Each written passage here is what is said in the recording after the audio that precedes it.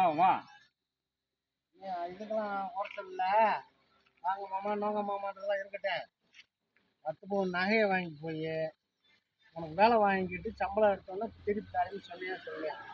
எத்தனை வருஷம் ஆகணின்ற புண்டாக்கின்ற கார்த்திகை மாதம்ன்ற பங்குனி மாதம்ன்ற வைகாசி மாதம்ன்ற ஏதாவது ஒரு நாளை சொல்லு. நகையை கொடுக்குறதுக்கு என்ன சொல்கிறேன்? தை மாசம் கண்டிப்பா வாங்கிக்குவோமா, கண்டிப்பா திருப்பி கொடுத்துருவேன். இந்த 11 வருஷமா தை மாதம் மாசி மாதம் பங்குனி சித்திரை வைகாசி ஆடி ஆவணி எத்தனை மாதம் சொல்லு பார்ப்போம். நல்லது செலவு ஃபீஸ் கட்டணும், பள்ளிக்கூட ஃபீஸ், சின்ன பிள்ளைய. உனக்கு அவசரம் வேலை வந்துருச்சு, வேலைக்காகத்தானே 10 பவுன் தூக்கி கொடுத்தேன். அடவு வச்சு வேலை வாங்கினியா செலவு வச்சுப்பியா? அடை வச்சுவாமா, இந்த செலவு வச்சுவோமா. சரி, அப்போ செலவழிச்சு போனா எப்படி மரியாதையை கொடுத்தாங்களோ அந்த மரியாதைக்கு திருப்பி கொடுக்கணுமா வேணாமா? திருப்பி கொடுக்கணும்ல. எப்போ கொடுக்குறீங்க? கையில் கண்டிப்பாக திருப்பி கொடுக்குறேன். எத்தனை வருஷம்? 10 வருஷம் ஆச்சு. இப்போ 10 வருஷம் ஆச்சு. இன்னொரு தை மாதம் திருப்பி தரையாக்க அந்த தட்டிக்கு நான் உன்னை அலைஞ்சே நான் தவிச்சு போனேன். என் நகையும் கொடுத்து என் அலைச்சல் என் உழைச்சல் எல்லாம் போச்சு. இப்போ நகையை கொடுக்குறதுக்கு என்ன சொல்கிறேன்? தை மாதம்லாம் தாங்காது. இல்லை, அவன் கண்டிப்பாக நான் பணம் கேட்டிருக்கேன். ஒரு ஆட்டை இந்த காரம் 4 லட்சம் கேட்டிருக்கேன். 10 வருஷமா நான் ஒரு ஆண்டு கேட்டிருக்கேன். தோட்டத்தில் வருமானம் வருது, நான் திருப்பி 10 வருஷமா கேன பயிர் ஆக்கிவிட்டேன். எனக்கு நகை உடனே வேணும். ஒன்றும் கையில் காசு ஒரு வாரம் டைம் தாரேன், நகை வேணும். அப்படி கொடுக்க முடியலண்டா உன் தோட்டத்தை எனக்கு எழுதி வைக்கிற, எனக்கு பத்திரம் போட்டு பதிச்சு கொடுக்குற. அது என் பேர்ல எழுதி கொடுத்துருவீல. அப்போ உனக்கு பங்கு இருக்குல்ல, உனக்கு சொத்து இருக்குல்ல. சொத்து இருக்குமாமா? சொத்து இருக்க உடனே எப்படி எனக்கு எழுதி தருவாங்க? எழுதி கொடுக்கணும். உங்க தாய் தாப்பிட்ட போய் சொல்லு, மண்ணு நம்பிட்டு சொல்லு, உட்காந்து சொல்லு. அந்த மாதிரி அவர்கிட்ட 10 பவுன் நான் வாங்கி 10 வருஷம் ஆகி போச்சு, நீ திருப்பி கொடுக்க முடியல, என்னை நெருக்கடி பண்றாரு. இப்போ என்ன சொல்றீங்க?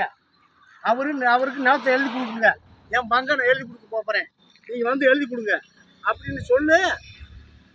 அப்படின்னு சொல்லியா அதை கேட்டு எங்க வீட்டுல போய் என்ன சொல்றாங்க, ஆளுக்கு ஒரு லட்சம் கூட, நீ மட்டும் கிடையாது, அவங்க 4 பேரும் சேர்ந்து ஒன்னா வரேன். சரி, நான் கொஞ்சம் சரி வந்து அளந்து கொடுக்க முடியும் உங்களுக்கு. சரி, கோஷத்துக்கு நான் அளந்து தரமுடா. நீ ஊர் ஊரா கடை வச்சுருப்பா, அதுதான் 4 கிடையாது. கடை வாங்கில மாதிரி எப்படியே கட்டிக்க. சரி, சுத்த 11 பங்கு விடுமா பக்கத்தில் கேட்டு வராதுன்னு சொல்லிட்டாங்க. சரி, அப்ப இந்த கடை எப்படி அடைப்பேன்? எப்படி அடைச்சிடுறல? எப்படி அடைப்பேன் சொல்லு. 10 பவுன் நகை அடை வச்சுட்டு ஓம்பாடுல சுத்த, நீ நல்லா கறி எடுக்க சாப்பிட, நீ சில்லு சில்லு திரிச்சுக்க, நான் நகையை கொடுத்துட்டு நான் அழைச்சி திரிய. இது எனக்கு தேவையா? இது எனக்கு தேவையா? எனக்கு தெரியாது. என் நகை வேணும். தெரியுமாம்மா, அவ்வளோ பொறுத்தது போட்டுட்டீங்க. தை மாதம் சேர்த்து கொடுங்க.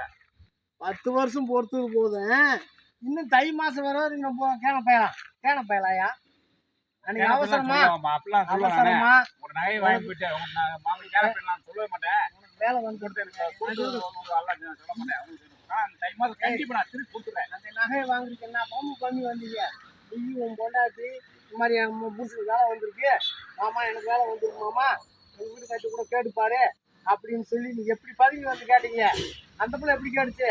அப்பா கொடுங்க, நான் 6 மாதம் திருப்பி தந்துருந்தானே வாங்கினீங்க. முன்னாடி 2 பேரும் எப்படி மணி போட்டு வாங்கினீங்க? நகை கட்டி கொடுங்க. தாரவாமா எப்ப பொறுக்கணும்? 4 மாசம் பொறுக்கு. இத்தனை 10 வருஷம் பொறுத்துட்டீங்க, 4 வருஷம் பொறுக்கு. 4 மாசம் பொறுக்க மாட்டீங்களா? அதெல்லாம் இனிமேல் பொறுக்கவே முடியாது. 4 மாசம் பொறுக்க முடியாது. நானே வீடு தேடி வந்து கொடுத்துட்றேன் நகையை. நீ நகையை அடை வச்சோ வித்து திட்டு விட்டியே தெரியாது. 10 வருஷம் அந்த நகை எப்படி இந்த வரைக்கும் வச்சிருப்பாங்களா? பேங்க்ல வச்சா இந்த வரைக்கும் நகையை வச்சிருப்பாங்களா? புது நகை கூட வாங்கி தரேன்மா. எப்ப வாங்கி தரேன்? தை மாசம் பொறுங்க. சரி, தை மாசம் நீ கொடுக்கலாம்டா. கண்டிப்பா கொடுத்துருவேம்மா. நீ கொடுக்கலாம்டா. கண்டிப்பா உன் பங்கு எனக்கு எழுதி வச்சிருந்தேன், பத்திரம் போட்டு 15 கொடுத்துருந்தேன். சம்மதமா? சம்மதமா? சரி, தை மாசம் பாத்துக்கிறோம்மா. அதான் சொல்லி இருக்கிற, தை மாசம் பாத்துக்கணும் மாசி மாசம் பாத்துக்கணும் சொல்லியே இருக்கக்கூடாது. தை மாசம் கொடுக்க தவறுனா நான் 4 பேரை பஞ்சாயத்து கூப்பிட்டு தருவேன். உன் பங்கை எனக்கு எழுதி வைக்கியா? இந்த 10 பவுன் நகை தேவையில்லை, உன் பங்கை மட்டும் எனக்கு எழுதி வை. ஆமா, என் பங்கு அதெல்லாம் நம்மளுக்கு தெரியாதுமா. தெரியாது. அதை கேட்டதுக்கு நம்ம ஊர்ல பல பஞ்சாயத்து பல சிக்கல்ல கிடக்கு. நான் என்ன சொன்னா, நிறைய கிடக்கு. நீ எந்த சிக்கல் வச்சுக்க, நீ மல்லு கட்டுங்க இல்ல அடிச்சு சொல்லுங்களே. சொத்தை பத்தி இழுக்காதீங்க. அப்ப எனக்கு அது நகை அதை வரும்ல? உங்களுக்கு தேவை நகை நான் தரேன். என்னைக்கு என்னைக்கு தாரேன் சொல்லு. அந்த உன் நகை பஞ்சாயத்துக்கு நான் வாரேன். நகைய இந்த சொல்லு. தை மாசத்துல நான் தரேன். உங்களுக்கு செய்யுமா அந்த செய்யுமா அதெல்லாம் முடிஞ்சுச்சு. சரி நகை பத்தி சொத்தை பத்தி பேசணும்னா இந்த ஒரு ஒரு லட்சம் ஒரு லட்சம் செய்யல. ஆ. இவன் ஒரு 2 அவன் கல்யாணத்துக்கு ஏப்படா செலவு வச்சிருக்கேன் அப்படி இப்படின்றாங்க. இந்த இதெல்லாம் நான் சொத்துன்றதே வேணாம். அது உங்களுக்கு தேவை தை மாசம் அது எங்களுக்கு தேவை. நகையை வாங்கிக்கங்க. நான் இப்ப உங்க நகை இல்லைன்னா ஏழை போனவங்கள புது நகை கூட வாங்கி தந்துடுறேன். அப்படி வாங்கி தரலனா சொத்தை எழுதி கொடுத்துறியா? சம்மதமா?